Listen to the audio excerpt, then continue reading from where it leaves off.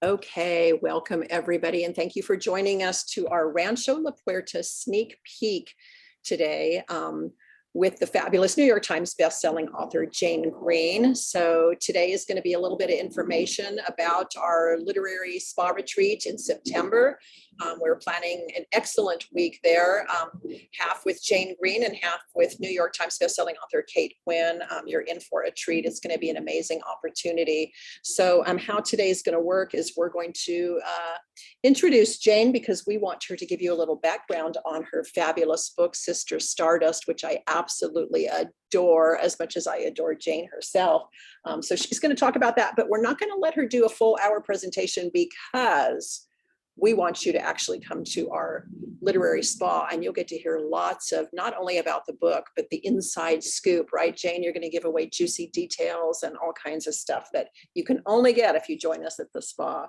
And then after she talks for a little bit, then we're going to switch over to Roma from Rancho La Puerta Spa, and she's going to talk a little bit about what we have in store for us and answer any questions you have about the retreat, COVID guidelines and all those interesting facts. So I want to get started right away by introducing Jane. Jane is, as I mentioned, a New York Times bestselling author. She's written, I don't know how many books. It's like nearly 30, isn't it now?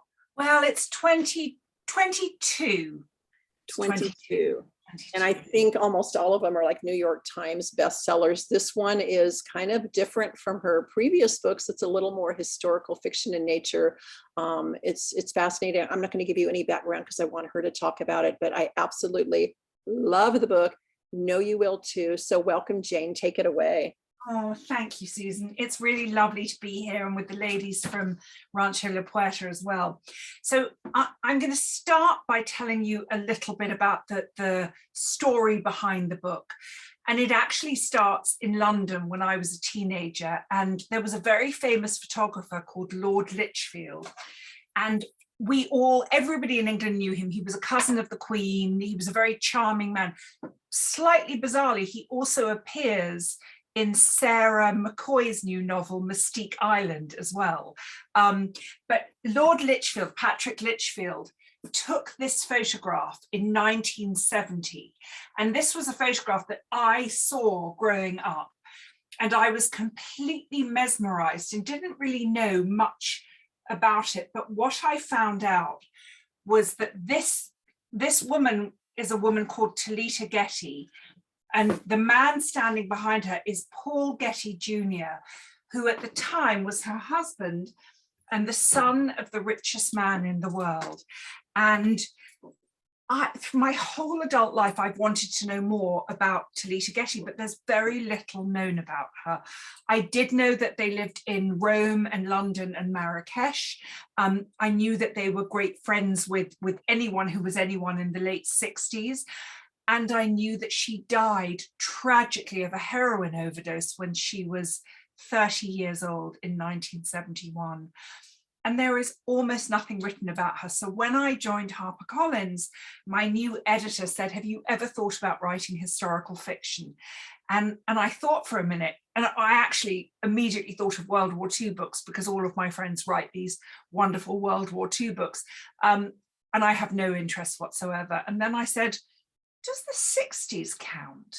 And he said, well, I think so. What's the story? So I told him what little I knew about Talita and Paul Getty, and he said, do it. I can feel your passion for this book. This is the book you need to write.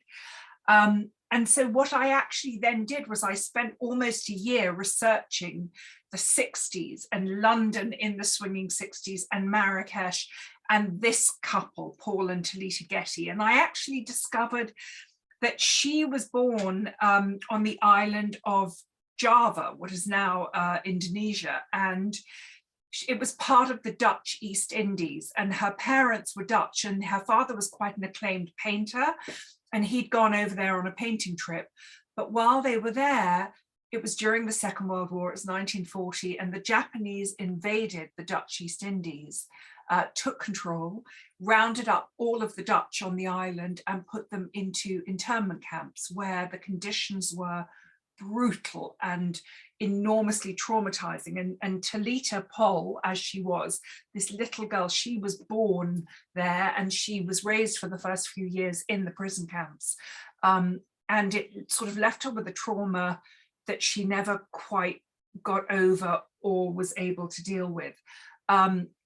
She and her father, her mother died shortly afterwards. They moved to London and she went to a dinner party that was held by Klaus von Bülow. And her dinner date was supposed to be Rudolf Nureyev, the ballet dancer, but at the last minute, he didn't show up. And so sitting next to her instead was Paul Getty Jr., the son of the oil baron Paul Getty, John Paul Getty, who was at the time the richest man in the world. And Talita was this tremendous beauty. And more than just her outer beauty, she was incredibly vivacious and fun-loving. Everybody described her as an enchantress. She just sort of cast a spell on everyone she came across.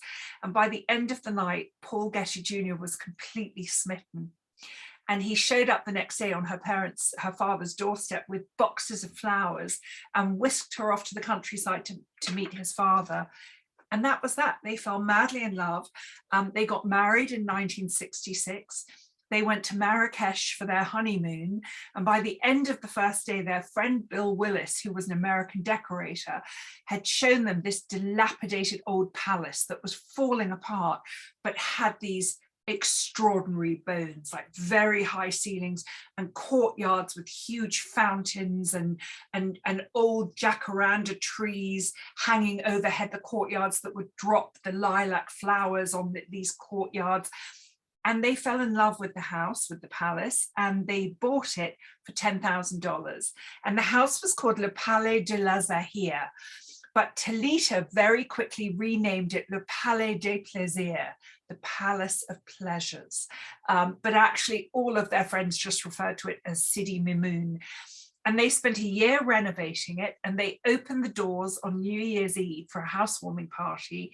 And in the Tangier Diaries by Christopher Hopkinson, he says, he'd never seen so many people so out of control. And Paul McCartney and John Lennon were so stoned, they didn't get off their backs off the floor all night. And Vogue would write about them all the time, because Diana Vreeland, who was the editor of Vogue, had a home in Marrakesh. So she was great friends with them. So Vogue was always writing about Mr. and Mrs. Getty. And they'd write, Mrs. Getty would wander the souks in the morning to look for entertainers to come and amuse her guests at night. And she'd head to the old marketplace and round up acrobats and jugglers and magicians, and she would ask them to come to the house and amuse the guests, and they would have these picnics on the roof terrace. And it all looked impossibly glamorous, and anyone who was anyone was there, from the Beatles to the Rolling Stones to William S. Burroughs, Gore Vidal, Jane Fonda, the list goes on and on. But of course, what the world didn't see was that behind closed doors, this idyllic Arabian Nights existence, and it really did feel like the Arabian Nights, was actually devolving into chaos. Paul Getty, the husband, actually, as he grew older, became more and more introverted, and Talita's way of avoiding the pain and trauma of her childhood was to surround herself with people. Her drug of choice was people. So she would always throw these parties and announce that 30 people were coming for a picnic and in the Atlas Mountains, and there were always people, always noise and activity, which became harder and harder for her husband. And he ended up retreating into his office in the palace, where his passions were opera and bookbinding and art. And he would shut himself away. And he had also discovered opium. And he actually planted fields of poppies at Sidi Mimoun. And he was deep in the throes of opium addiction, which then became heroin addiction. So it was a world that looked very glamorous and exciting, but there were real consequences to this sort of sybaritic hedonistic lifestyle that they were leading, because the parties were crazy. I had to tone it down in the book. If I had actually written about the kinds of scenes that were going on, I don't think anybody would have believed them, and they certainly wouldn't have wanted to keep reading. But I then had to sort of come up with my story, and I didn't feel confident enough to write from Talita Getty's point of view. So I created my protagonist, Claire, who grows up in Dorset, which is the English countryside, and comes of age at a time when London was bursting into life and bursting into colour, and all she wants is to get to London. And this was fascinating for me. It took me almost a year to research this book and to really have an understanding of what happened to make London the center of the universe in the late 60s. And you know, I realized it was a number of things that we'd been recovering from the Second World War, and London was decimated. We had the Blitzkrieg, we had the bombs. My parents grew up playing in bomb shelters. I mean, all the kids would find bomb shelters and just crawl up and down piles of rubble to play. We didn't have any money. There was no money in England. People were still living on rations years later, and everything felt very grey and depressed and dull. But all of a sudden we hit the 60s, and a number of things happened at the same time. One of the things that happened is that England won the World Cup in football. You would say soccer, but it's not, it's football. But that gave England and the English a sense of tremendous national pride, because we sort of felt that we hadn't won anything in a very long time. Then, of course, we had the pill. The pill was introduced in 1963, only available for married women. But of course, you know, all the single women would go in and nudge, nudge, wink, wink. They were Mr. and Mrs. or Mrs. Green, and they'd get the pill. And so there was a sexual revolution. There was also this youth culture. We'd never had so many young people, because all of the baby boomers came of age. Of course, when everybody was sheltering during the war, there was nothing to do. So what they did was make babies. And all of a sudden, all of these children came of age in the 60s.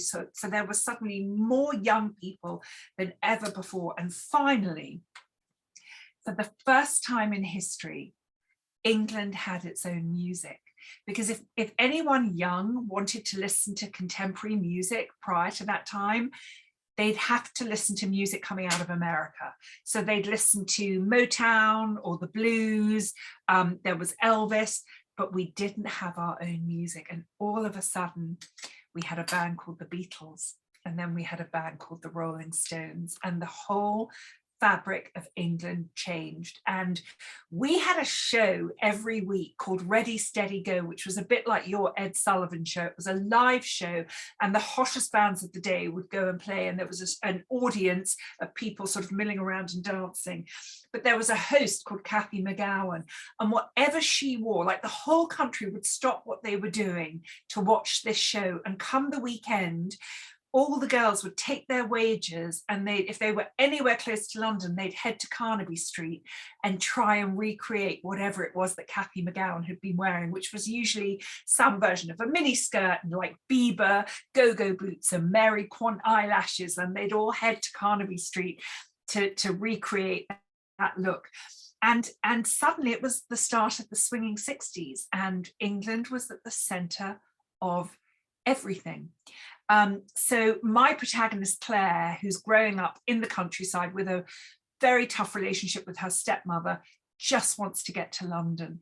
And she finally manages to get there, and she falls in with a quite glamorous crowd who decide on a whim to whisk her off to Marrakesh to stay with Paul and Talita Getty. And she goes off to Marrakesh, and you know, I wanted to create a protagonist who was slightly Gatsby-esque. You know, she's a narrator who's standing slightly on the outside. And Claire is a good girl who wants to be bad, but she's a little frightened. And so all of a sudden, she finds herself plunged into this world of of sex and drugs and rock and roll and musicians and fashion designers. Yves Saint Laurent was living in Marrakesh with his partner Pierre Berger, and there was so much going on, and Claire falls deeply under Talita's spell and thinks she can avoid the pain and the drama that comes with falling under Talita's spell. And the question is, will she get out unscathed? How dangerous is it going to be? And is she prepared for the tragedies that are going to ensue? So that is the story of Sister Stardust. And it was a book that it came out on April the 5th. And honestly, if I never wrote another book for the rest of my life, I could die happy, because this is the book of my career. I mean, this is my most favorite book. I loved every minute of researching it. I was so creatively inspired. I ended up drawing pictures of, I did sketches. In fact, I don't know if you can see this, but there is my sketch of Talita and Paul in the background. I even designed a range of caftans, which are for sale on my Instagram shop, and snake pendants, because her motif was snakes. I am enormously proud of this book, and it really is, it's a step back in time. And I personally adored reading about the 60s and also what was going on politically, because it was a time of seismic change, not unlike what we're going through now. And it was really the first time that civil rights rose to the forefront, that feminism rose to the forefront. And I believe so strongly that the only way that we can move forward in society is to, rather than to try and whitewash or cancel the past, because it's no longer palatable to our tastes and our mores today, we should be studying it and learning from the past. So I feel enormously proud of this book and of what I've done. And if anybody here comes to Rancho La Puerta with me, there are so many more stories. I haven't even got started on the Rolling Stones. I've got stories galore, and I'm also, I love mentoring people. So any writers out there, please come and join us, and let's all work together. My God, this is why I love this woman. I mean, everything about her. She's like this incredible writer. She's incredibly talented. I could listen to her all night long. And the only reason we want to cut her short is because we want to entice you to come to Rancho La Puerta, so you have days with her, and she'll give you all the juicy details of Sister Stardust. And it's really a fabulous book, and I can see why you're proud of it. It's really amazing. I loved every minute of it. I love hearing everything about it. And this is the kind of talented person she is. Yes, she writes a book that's incredible, but then she designs caftans, and she paints, and she cooks, and she entertains. And I mean, she does everything. And she's just a delightful personality. So you are going to get to know her firsthand at Rancho La Puerta. And let me tell you, it's going to be a treat. So we're very excited about that, Jane. Thank you for coming today. You can still visit our website and purchase her book, and we'll send you a copy. Or if you come to Rancho La Puerta, we might just give you a copy that you can get autographed in person with Jane. So thank you again, Shane, for being here and for agreeing to participate in our Rancho La Puerta Literary Spa Retreat. I'm in. Yeah, sounds great. So, all right. Well, you have a lovely evening, and thank you again for Anything joining us. else new? No. Oops. Oh, I went to. Okay, yeah. So thank you. It's wonderful to be here. I'm sorry I can't stay, but I am so excited to come to Rancho La Puerta. It looks so beautiful. And Susan, you are a miracle worker, and sending love and thanks to all of you. back to you as well. Mwah. Bye, Jane. And everyone else can stay and join us, because now we are lucky to have a presentation by Roma at Rancho La Puerta. And I'm gonna, if anybody wants to turn on their camera, I'm going to do that now, just so that we can see your beautiful faces and who's in our audience. Let's see if I do this correctly. And you don't have to, of course, but it's always nice to see your beautiful faces.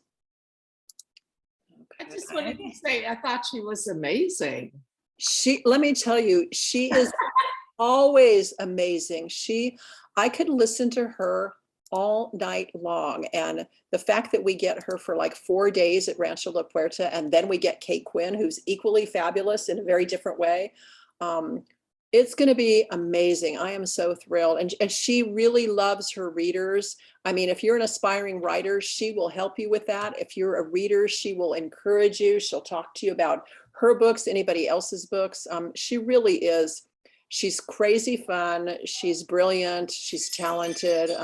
You're really gonna enjoy that. So now we're going to turn it over to the lovely Roma from Rancho La Puerta Spa. She's going to give some background on the spa, answer any questions you may have, and then then we'll open it up for questions after that. So anything you have to ask about our spa retreat. And there's Amy Leon from Avant Garde Travel, who's been helping us with this as well, and she can answer questions as well. So Roma, welcome and take it away. Thank you. Thank you. Hi, everyone.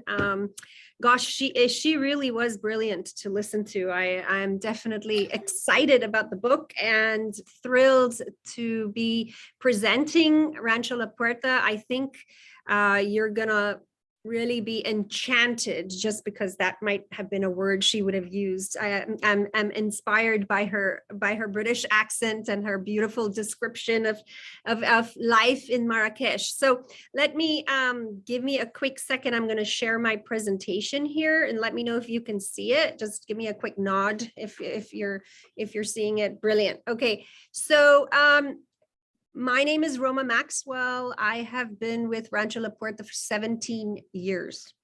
And time surely flies by when you're having fun, because I can't believe that it's been that long. And many of you who have heard of us, or if you haven't, we're known as the wellness resort that started it all. Sometimes people call us the original fitness resort and spa in North America. And we are humbled to have won many, many, many awards over our 82-year history, which I'll give you a little background on. And we just recently won again the world's best international destination spa resort by the readers of Travel and Leisure. This one is really special to us because it's voted on by our guests. So it's not something that an editor picks. It's truly our own guests who vote for us. So, you know, wellness is this word that is thrown around a lot, and it's sometimes people don't really understand what a wellness getaway is all about. And you know, it's really about improving your health. And being in natural surroundings where the food is healthy, you're moving your body, you're pampering your body through spa treatments, you're absorbing and taking in social and educational experiences.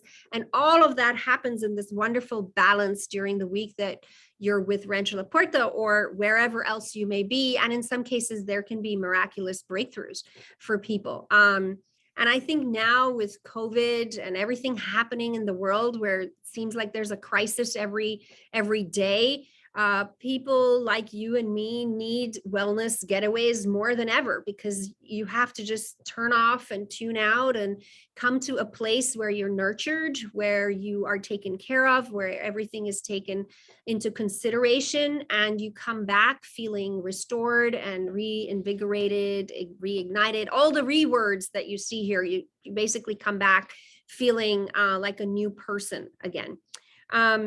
Now, why visit Rancho La Puerta? Because there's many choices that people have, and I'm delighted that you will be coming on this literary book retreat. But basically, at Rancho La Puerta, we have 4,000 acres of space, of meadows and mountains, and you essentially, the moment you cross the gates, you are immersed in our mind, body, spirit program, and everything from spa to fitness classes. We offer over 40 of wellness classes, and you can take as many or as little as you want. There's yoga, there's meditation, there's hiking. We can talk all about that. Typically, you come for a 7-night stay, which I'm delighted that you would be joining us for, because that's when really the magic happens over a 7-night stay. For some, shorter stays are available. And what's brilliant about the ranch is that it's still family owned and family run. Our owner who started the ranch just turned 100 years old in May 3rd. So this is what we used to look like back in the day. Those are breathing exercises done outside under the health gymnasium. And, you know, Deborah Zeke, as I mentioned, is 100 years old. She was 17 when she and her husband co-founded the ranch in June of 1940, just a few weeks ago, 82 years ago. And she was 17 years old. She had met him, her husband, who we called a professor, in Tahiti. And he had developed this cult following around the world. And he was a man before his time, a Renaissance man. He spoke 8 or 9 languages. He was a great experimenter. He believed in living off the earth and living in harmony with your natural surroundings. And he was considerably older than her. He was 34. She was 17 when they got married. And he needed to find a space in the summer of 1940 to hold a health camp, because he had developed these followers. He would have been a great Instagram personality if he were alive today, because he really had organically developed a following around the world. People would come from different parts of the world to listen to him lecture about how to live a healthy life.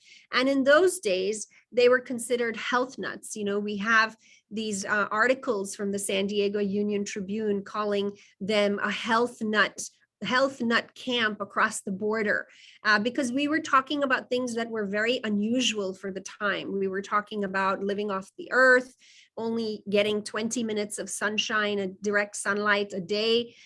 He was warning about too much alcohol, the dangers of cigarette smoking. Yeah, he was really ahead of his time. And exercise, breathing and moving and moving your body. So little did they know that they had started a kind of a movement of their own.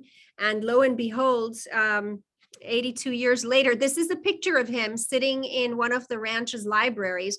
I thought for your group, it would be a nice thing to see that even in those days, he was a prolific writer. He was an author in his own right. When you come to the ranch, there is a museum on property, and you'll see he's authored over 30 books, all on how to live a healthy, more meaningful, fulfilling life.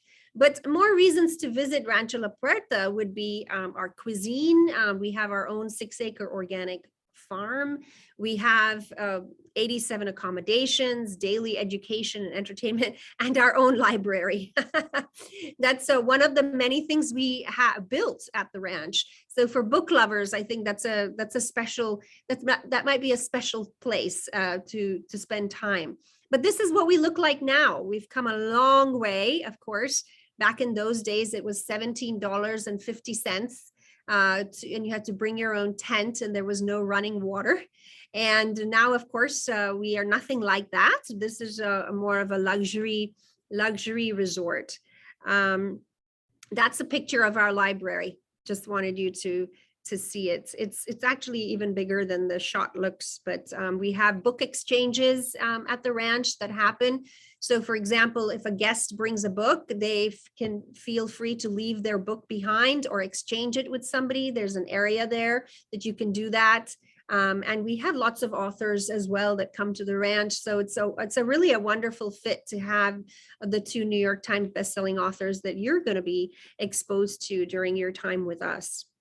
It's really a beautiful, picturesque property. It's vast. There's lots of space for everybody. Here's a guest who's was an avid runner, and she's on one of our hiking trails. let me though talk to you about how to get to this ultimate vacation. So I imagine many of you are here in San Diego, so you would be driving. If you're not, and if you're planning to fly, you fly into San Diego Airport. And on Saturdays, we provide complimentary scheduled transportation for you, and it's scheduled on every Saturday, so for arrival and for departure. And it's about a 1.5 hour trip from the airport to the ranch across the border. We're 4 miles across the border in a little town called Tecate in Mexico. And it's door to door. And basically, once you arrive at Rancho La Puerta, you're within the property. This is one of my favorites, under the oak groves. It's a replica of the Saint Chartres Cathedral's labyrinth. And it's one of the classes we actually offer at Rancho La Puerta, where it's a self-guided labyrinth walk. And you follow, it's not a maze. You're not meant to get confused and lost. It takes you from the outside to the center of the labyrinth, where some people have kind of introspective moments. And it's really a beautiful shaded, beautiful space. So this retreat, if you're wondering, is this for me? Of course, if you're a book lover, it's definitely for you, but it's for people who love to eat well. It's for mothers and daughters, if you're thinking about going together, for couples, for solos, and we even have groups coming, such as yourself. There's 87 Mexican style casitas that are scattered all over the property. So it's not at all like a hotel. Take that out of your mind completely. It's little houses that are scattered all around. It's a little like a village, if you can imagine that. And you walk everywhere. There's weaving pathways. You see bunnies and you see squirrels and birds. It's a bird sanctuary and 100-year-old oak trees. And it's quite spectacular. Each room is differently decorated. And now, because of COVID, we have more rooms that have Wi-Fi than ever before. Most of our rooms still don't have Wi-Fi or TVs in the room. However, there's several hotspots around the property where you can very easily connect. And one of them is our wine lounge, which I'll tell you about in a minute. So let me touch a little bit on our food. As I mentioned earlier, we have our own 6-acre organic farm. Everything we serve is plant-based or lacto-ovo-vegetarian, which means we don't serve red meat, but we do serve seafood, and it comes fresh from the port of Ensenada. We have limited alcohol in the sense that we have the wine lounge where you can go and get a glass of wine at the Bazar del Sol, and on your first and last night at the ranch, but we don't serve alcohol at meal times. And we have this gorgeous cooking school and culinary center that's located right at the edge of the farm. I highly, highly recommend taking a cooking class there, or even a breakfast hike, which is one of the most popular things to do while you're at the ranch. You hike to the cooking school and they serve you a fresh, warm Mexican breakfast, and then you hike back, and it's on the house. There's no extra charge or anything for it. So as I mentioned, we have over 40 fitness classes a day, and it's really, you get to choose every hour. There's 4 to 5 classes that you can choose from. It depends on your level of fitness. If you don't want to do anything, you don't have to. It's not boot camp, so nobody is breathing over your shoulder, pestering you to do one more push-up or anything like that. Lately, pickleball has been very popular at the ranch, and we have 6 pickleball courts, tennis courts. We have 11 gyms, just so you know. We have a gym for dance. We have a gym for weightlifting. We have a gym for yoga. We have a gym for bar classes, you name it, a Pilates gym. We have so much space that we have the luxury of building whatever we like. We even have 3 swimming pools. I'm miscounting, 4 swimming pools. So, you can take a dip in any of them. and many inner journey type of experiences and classes, restorative yoga, sound healing. Sound healing is personally my favorite. I highly recommend it. When Amy came to the ranch, it was like on her list every day at 3 p.m. or 2 p.m. whenever it was offered. She said, well, don't call me then because I'm going to be in sound healing. It was that and the infrared sauna. Those were her. She loved the infrared sauna and she loved the sound healing class. So whatever works for you, you know, it's the ranch is all about making it what you want it to be. And it's a wonderful place because it inspires creativity. And I loved when Jane said, you know, she was very supportive of would-be writers and people who are exploring their inner, you know, exploring their own voice, whether it's in written word or oral. However it may be, the ranch is the kind of place where you have the time and the space to explore that. And it's all nurtured. There's art classes. I mean, there's so much to do. I took a snapshot of some of the presenters that will be there the week that you're going to be on property. We have a nutritionist that will be there. We have concerts in the evening. We have a special, actually, he's a very popular monk that comes to the ranch. His name is Jacques Pierre Cole, and he offers meditation classes. And then we have inner fitness, which is more like life coaching workshops with Linda Carroll, and so much more. This is just kind of the extra sprinkling of the week, if you will. There's so much to do every evening, every day. Basically, what we do is every week of the year, we invite 4 to 6 presenters, and they can be authors, they can be musicians, chefs, they can be from many different walks of life, and they kind of make the entertainment program and the workshops and the university of life that takes place during the week at the ranch. So this year in 2022, pickleball became a big new thing for us. I cannot emphasize how popular this sport has become.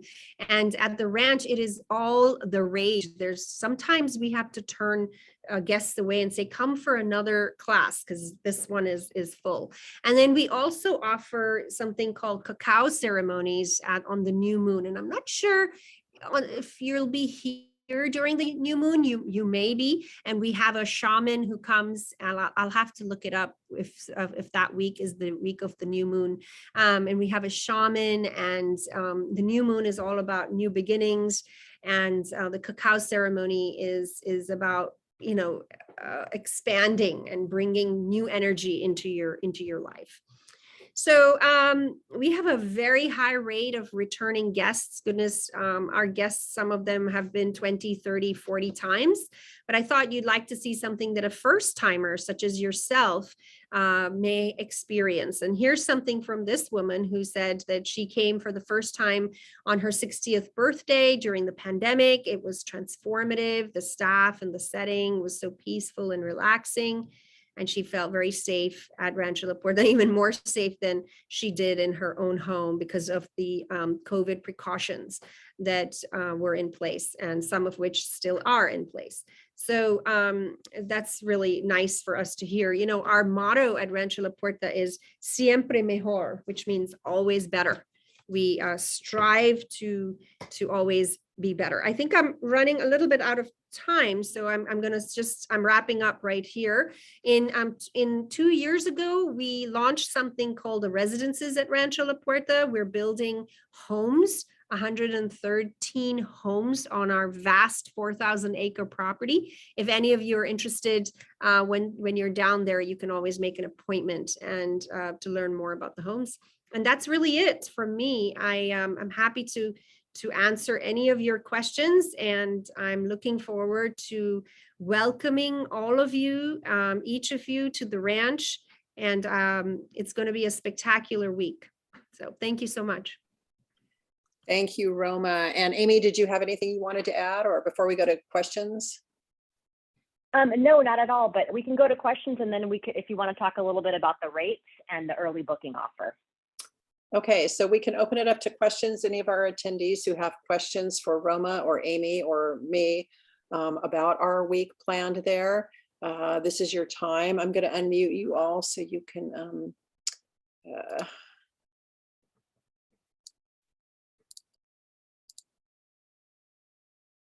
all right. And then if you have any questions, just feel free to speak up, or you can type them in the chat box. Don't be shy. Because I think it just, I mean, watching that after listening to Jane talk, can you combine the two? I mean, having Jane at the spa, talk about an amazing experience. Yeah, it's Yeah, I had the privilege of experiencing the ranch the first time this past December. And what I loved about it, besides the sound healing and the infrared sauna, the activities, there's every day you get the schedule, which if you go to our website, which shows the details on this trip, there's sample activity schedule so that you can see what your week would look like. But basically every single day, there's multiple options, whether it's yoga or Pilates, or whether it's the sound healing. There's several options during the day. So even if you have different people with different fitness levels, you can come together and make your own agenda for the day. And there's a little bit of something for everybody. So you come, you have your day scheduled, and then you come together at dinner and you can share your experiences for the day. Another thing I really loved about it is the digital detox. Yes, there is some Wi-Fi spots on the property, but really it is a cell phone free device area. So to be unplugged, to not have that phone attached to you, which I think we've all become so used to carrying our phone around with us everywhere. It's so nice to unplug and not have that obligation of feeling like you have to check your email or check your phone or check your text messages, and actually be present in the moment and enjoy just the beautiful surroundings. It definitely is inspiring, and it's a great way to just unplug and refresh, and definitely inspiring for potential future riders as well. Agreed. And I've done that before. I thought I couldn't do it a week without Wi-Fi. But for those of you who are addicts like me, there are spaces that you can use Wi-Fi. So you're not completely shut off from the world. Oh, absolutely. There's 6 hotspots around the property, and then some of the rooms come with Wi-Fi. So if somebody absolutely needs it, we would just want to know enough in advance so that we can see if some of those rooms are available to the group. Yeah. And it doesn't look like we're going to have any questions. So last call for questions before we close out. But Amy, maybe you can mention or type in the chat box where they contact you to sign up, because I think we're giving a $200 discount for the first 10 people that sign up after this event. So absolutely. I will put in the chat box my contact information here, and also a link to our website that has all of the details, some frequently asked questions, as well as a flyer if you want to download it and share it with anybody. It also has a video that you can watch and share with your friends. So the rates start at $5,883 per person, double occupancy, and we do have an early booking offer, $200 off per guest for the first 10 deposited guests. So definitely get on that right away. And I will put that in the chat, and then I know with the follow-up, Susan will send the information via her follow-up email. yeah, and I did want to reiterate that cost is all inclusive. So it's all meals, your room, everything, and includes a spa retreat as well, and all our activities with the authors. So and so, yeah, Amy's put her information on there, but if you forget it, or, you can go to our website. Amber typed in the link for our website. You can go there and connect there as well. So, all right. So I guess if we don't have any questions, I want to thank Roma and Amy for joining us today. And we will send this recording out to those of you who joined us late, who weren't able to make it.